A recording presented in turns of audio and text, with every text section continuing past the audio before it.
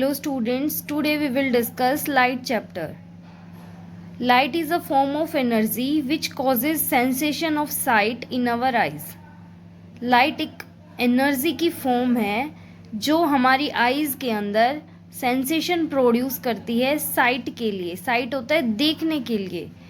Light behave like रे as well as wave. इसका मतलब है कि लाइट के पास ड्यूअल नेचर है. पार्टिकल भी है उसका नेचर और वेव नेचर भी है. अब देखो, light easily pass through transparent materials and partially pass through translucent materials. Transparent material वो होते हैं जिनके अंदर से हम आर पार देख सकते हैं. ट्रांसल्यूसेंट मतलब कि हमें कुछ कुछ दिख रहा है. अब देखो, अगर ठीक से दिख रहा है इसका मतलब है कि लाइट आसानी से पास हो जाएगी वहाँ से, और पार्शियली पास होगी ट्रांसल्यूसेंट मटेरियल से, क्योंकि उसके अंदर से हमें दिखाई नहीं दे रहा, तो वहाँ पे लाइट जो है पार्शियली पास होगी. गैलीलियो ने ये बताया कि लाइट के पास फाइनाइट स्पीड होती है, लेकिन माइकलसन ने उस स्पीड की वैल्यू को कैलकुलेट करके दिया है. वैल्यू है 3 × 10⁸ मीटर पर सेकेंड. ये जो वैल्यू है स्पीड ऑफ लाइट की, ये वैक्यूम और एयर के अंदर बताई गई, जो कि एक यूनिवर्सल कांस्टेंट बन गया. अब देखो, लाइट ने कितना डिस्टेंस ट्रेवल किया है ये हम लाइट ईयर यूनिट से मेज़र करेंगे. आगे देखो, if an opaque object on the path of light becomes very small, light has tendency to bend around it and not walk in a straight line called diffraction of light. देखो, सीधा meaning हो गया diffraction का कि bending of light. जब कोई opaque object small होगा. OPEC ही object क्यों लिया? क्योंकि देखो, ट्रांसपेरेंट और ट्रांसल्यूसेंट मटेरियल में से तो लाइट पास हो रही थी, लेकिन ओपेक ऑब्जेक्ट वो होते हैं जिनके अंदर से लाइट पास नहीं होती, जो कि एक शेडो का कारण भी होता है. तो देखो, ओपेक ऑब्जेक्ट अगर पाथ के अंदर आ जाता है, अगर वो छोटा है, तो लाइट क्या करेगी? बेंडिंग कैपेसिटी रखती है, वो सीधी नहीं जाएगी, बेंड हो जाएगी, जिसको हम क्या कहेंगे? Diffraction of light. लाइट हमेशा सीधी ट्रेवल करती है. इस फिनोमिना को क्या बोलते हैं? Rectilinear propagation of light. अब ये बता रखा है कि कोई एक तरीका है जिससे हम लाइट की डायरेक्शन को चेंज कर सकते हैं, वो है शाइनी सरफेस. अगर कोई भी लाइट शाइनी सरफेस के ऊपर गिरेगी तो वो बाउंस बैक होके सेम मीडियम में जाएगी. उसको हम बोलते हैं reflection of light. Shiny surface जैसे कि स्टेनलेस स्टील है, स्पून है. सरफेस ऑफ वाटर भी एक मिरर की तरह काम करता है. और मिरर क्या होता है? एक रिफ्लेक्टिंग सरफेस है, एक स्मूथ सरफेस है, शाइनी सरफेस होता है. अब देखो, change of direction of light by a mirror cold reflection of light.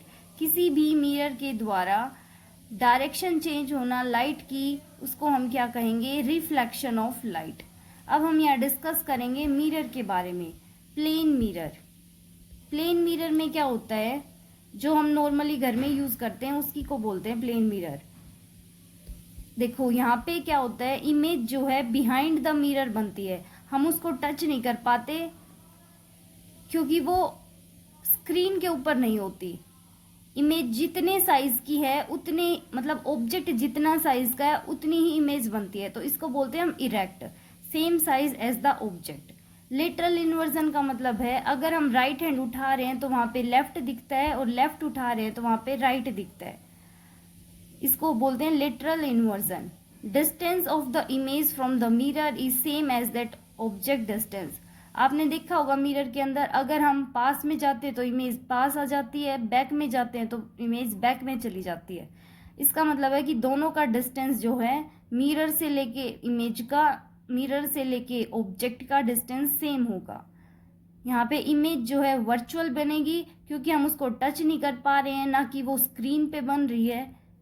आगे देखो, जो प्लेन मिरर है वो हम कहाँ कहाँ यूज़ करते हैं? मेकअप मिरर में, ड्रेसिंग टेबल मिरर में, शेविंग मिरर में, और बार्बर्स की शॉप पे, सोलर कुकर के अंदर. पेरिस्कोप जो सबमरीन्स के अंदर यूज़ किए जाते हैं उनके अंदर भी हम प्लेन मिरर का यूज़ करते हैं. पेरिस्कोप का यूज़ क्या कहाँ होता है? कॉर्नर्स को देखने के लिए. आगे देखो, टैंक्स के अंदर, सोल्जर इन बंकर्स के अंदर. ठीक है. कैलिडोस्कोप में भी जो है प्लेन मिरर का यूज़ होता है।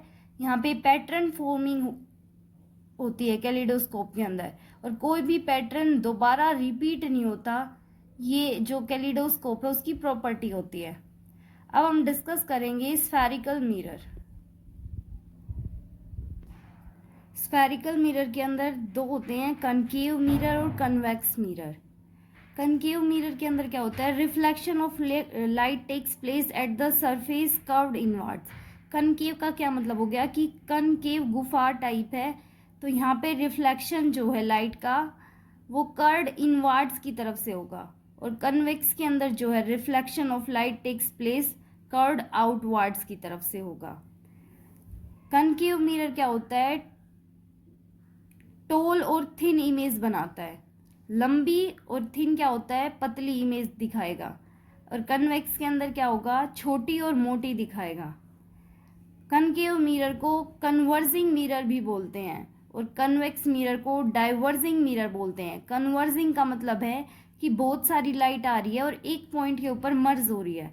डाइवर्जिंग का मतलब है कि एक पॉइंट से लाइट आ रही है और डाइवर्ज हो रही है डिफरेंट डायरेक्शंस के अंदर। कनकेव मिरर को हम कॉस्मेटिक मिरर में, शेविंग मिरर में, हेडलैम्प रिफ्लेक्टर में, सोलर कुकर के अंदर, टेलीस्कोप के अंदर यूज़ करते हैं। कन्वेक्स मिरर को ड्राइवर रियर व्यू मिरर, जो ड्राइवर बैक का देखता है कि कितनी गाड़ी पास है दूर है, उसके अंदर कन्वेक्स मिरर का यूज़ किया जाता है। अब है security check mirror, traffic control mirror, magnifying glass के अंदर कन्वेक्स मिरर का यूज़ किया जाता है। देखो इसके अंदर क्या होता है, light from large area collected for small area. Large area से लाइट आ रही है, वो एक स्मॉल एरिया के अंदर कन्वर्ज हो रही है। ये सारे एग्जांपल्स ये शो कर रहे हैं। लेकिन यहाँ क्या होता है, bigger objects are to be viewed in smaller size. मतलब हम देखो जैसे गाड़ी के अंदर देखते हैं तो हमें जो ऑब्जेक्ट है वो स्मॉल होते हैं, और हम ताकि हम सारा जो पूरा एरिया है सराउंडिंग का वो देख पाएँ अच्छे से। आगे क्या है, real image form for most of the positions. Concave के अंदर क्या होता है कि real image formation takes place होती है, इन्वर्टेड इमेज बनती है यहाँ पे, और जो कि स्क्रीन के ऊपर प्रोजेक्टेड हो सकती है। लेकिन एक केस ऐसा आता है जिसके अंदर जो इमेज है वो वर्चुअल होती है। जब ऑब्जेक्ट जो है फोकस और पोल के बीच में होता है तो इमेज वर्चुअल और इरेक्ट बनती है, अदरवाइज इमेज हमेशा रियल होगी, इन्वर्टेड होगी। लेकिन कन्वेक्स मिरर के अंदर हमेशा जो इमेज है वो वर्चुअल इमेज बनेगी, और साइज जो होगा इमेज का वो बहुत छोटा होगा। इमेज हमेशा बिहाइंड द मिरर बनेगी, क्योंकि अगर स्क्रीन के ऊपर बनती तो वो रियल होती, और इरेक्ट इमेज बनेगी। इरेक्ट मतलब क्या है, सीधी बनेगी, छोटी बनेगी। आगे देखो, ये हमने डिस्कस कर लिया।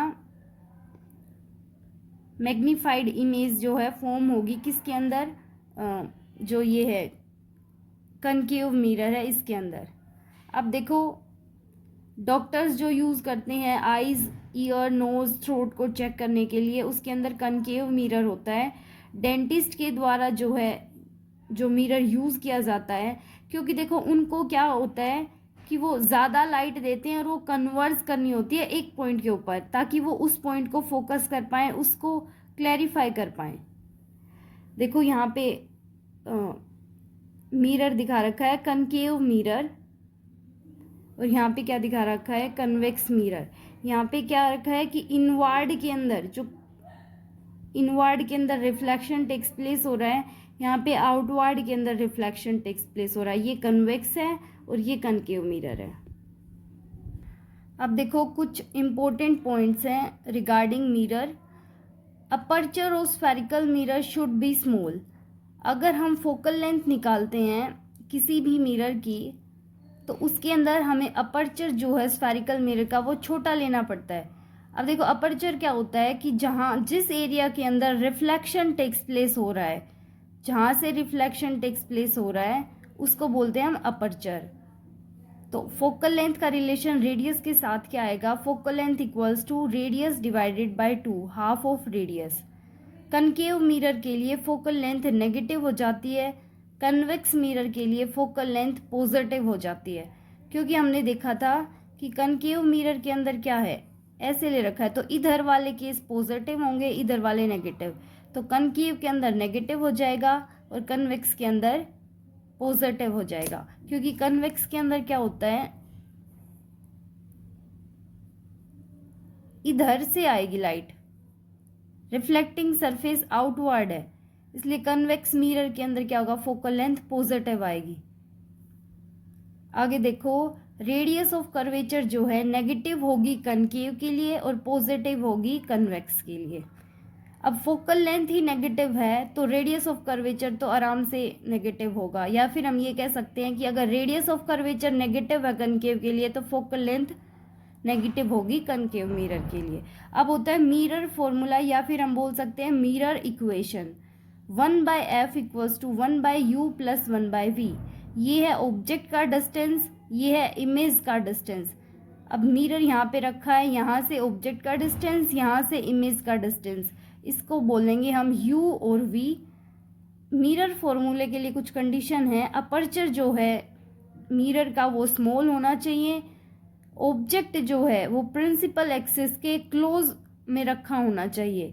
ये नहीं है कि ऑब्जेक्ट ऐसे रखा हुआ है और यहाँ पे प्रिंसिपल एक्सिस है तो इमेज अच्छे से फॉर्म नहीं हो पाएगी। जो इंसिडेंट रे है वो make small angles with mirror surface, जो इंसिडेंट रे गिरेगी वो मिरर सरफेस के साथ एक छोटा एंगल बनाएगी। ये जो है इम्पोर्टेंट पॉइंट्स हैं रिगार्डिंग मिरर फॉर्मूला या फिर मिरर इक्वेशन। आगे देखो, मैग्नीफिकेशन। मैग्नीफिकेशन का क्या मतलब होता है कि height of image to the height of object. अगर मैग्नीफिकेशन नेगेटिव है, अगर मैग्नीफिकेशन पॉजिटिव है, नेगेटिव का मतलब है इमेज कैसी बनेगी, रियल बनेगी, इन्वर्टेड बनेगी। अब देखो, मैग्नीफिकेशन नेगेटिव है, इसका मतलब आएगी इन्वर्टेड इमेज, और इन्वर्टेड इमेज हमेशा रियल होती है। और अगर पॉजिटिव है, पॉजिटिव का मतलब है इरेक्ट है, सीधी बन रही है, उसी डायरेक्शन में बन रही है, इसका मतलब क्या हो गया कि इमेज जो है वो वर्चुअल है। ये दोनों पॉइंट हमेशा को रिलेटेड रहेंगे, रियल है तो इन्वर्टेड बनेगा, वर्चुअल है तो इरेक्ट बनेगा। अगर इमेज जो है मैग्नीफिकेशन जो है वो 1 आ रहा है, इसका मतलब है इमेज का साइज और ऑब्जेक्ट का साइज जो है वो इक्वल है। अगर लेस देन 1 है तो इसका मतलब है कि इमेज जो है वो छोटी है इन कंपैरिजन टू ऑब्जेक्ट। और अगर मैग्नीफिकेशन ग्रेटर देन 1 है, इसका मतलब है इमेज जो है वो ग्रेटर है देन द ऑब्जेक्ट। अब है ऑप्टिकल पावर। ऑप्टिकल पावर किसको बोलते हैं, फोकसिंग पावर। इसका मतलब है कि अगर मिरर कनकेव है, कन्वेक्स है, तो वो कितना कन्वर्स कर पा रहा है, कितना डाइवर्स कर पा रहा है, इस चीज़ को रिप्रेजेंट करता है optical power. Optical power inversely proportional है फोकल लेंथ की, जिसको हम मेज़र करते हैं डायोप्टर में, और हम पर मीटर भी इसकी यूनिट लिख सकते हैं।